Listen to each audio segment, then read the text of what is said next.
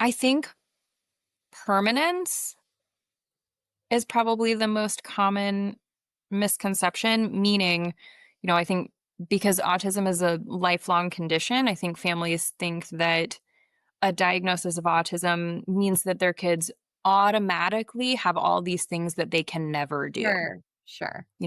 especially if a kiddo needs a lot of support when they're first diagnosed.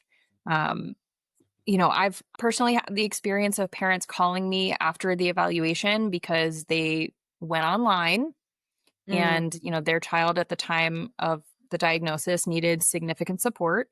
And the internet told them that that meant that their 18-month-old child would never speak, would never be able to take care of themselves, would never be able to maybe even feed themselves, would never be able to have friends, would never be able to have a job, all these things.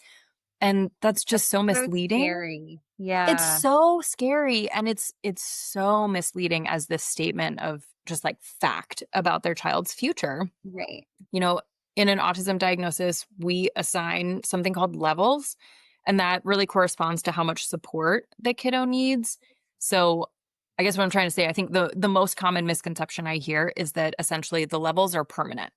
Right, They're okay, not. They're right. definitely not. While a kiddo with autism will always have autism, they will not necessarily always need the same level of support, Mhm, especially if you're thinking about it as like how significantly their symptoms are impacting their daily functioning, right? I absolutely. mean, kiddos are developing, their brains are changing and developing at such a rapid rate. So it actually means that children have this incredible, unbelievable ability to respond in such significant ways to intervention. So, I mean, thinking about what we were talking about at the beginning, what we've been talking about kind of this entire time, right? We don't want kiddos to sit on a wait list during that critical window of development. We know how impactful treatment can be. We know how successful our kiddos can be with the right treatment that is driven by their families, that their families have engaged with. Everyone's collaborating, engaging in this team effort together that can do so much for the kiddos. We want them to be able to engage successfully with the world. We want them to be able to be who they are and enjoy who they are, which I will say is another thing. Sorry, now I'm the one being long-winded. No, it's all I'm, like, so enthralled. This is, such a beautiful answer.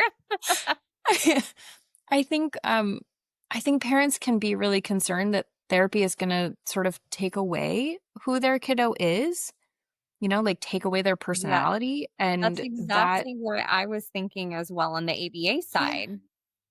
Yeah, and that I mean, correct me if I'm wrong, but that should never be the goal. No, no, that as soon as I read this question, that's the first thing that popped into my mind. I would say for ABA, we do hear a lot of, you know, are you going to make my child a robot? Are you going to try and take away the individualities that make them them?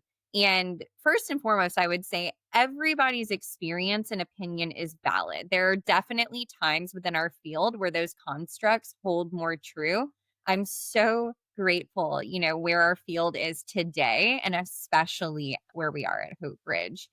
Every single goal that we write for a child is individualized. It's informed by, what matters to them, where are they going, and what specific supports do they need. And on the other side, we love a good stem. We were just talking about, we love the sass. We love when we start hearing those, unique phrases and words. Those are all things that make a child who they are. And those are never things that we would ever work to decrease or get rid of. Those are things that make them who they are as a person. And we want to celebrate all of their nuances and personality traits and use them almost as springboards to acquire other skills. So rather than saying, oh no, that's not what society thinks you should be like, what we are approaching the conversation with is who do you want to be and how can we help you get there? So I would say that, that kind of concept of ABA again holds true a long time ago, and we have come so far in our field as all sciences do, and we are at a place where we can confidently say that The programming we create for our patients, the therapy we provide is individualized. It's specific to who that person is now and also who they and their families have told us that they want to be. And so that's really what we use to drive our treatment. Yeah, and that's so important and so good, I think good for families to hear. I think, not just within the field of ABA, but also as a society, I think, Sure. one perk of one good thing that's come out of the internet, people are definitely more aware, not just of Yeah. autism as a whole, but also of how different everyone with autism is. Mhm. I think really it wasn't that long ago that it was easy for people to kind of have this image in their mind of what someone with autism looks like, right? Yeah. And I think I don't know, our society as a whole has gotten a better understanding of no, autism is in no way one size fits all, right? People with autism look really different. They're individuals and, autism it has a pretty big range.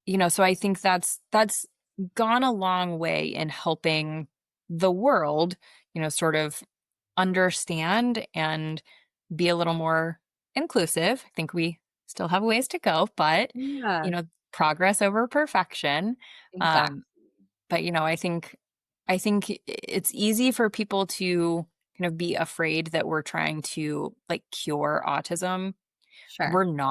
We're not here to cure autism. That isn't a thing. That doesn't need to be a thing. Yeah. I don't know. I loved how you said like you know, we want kiddos to be successful in the world as themselves, as Exactly. exactly who they are. Exactly.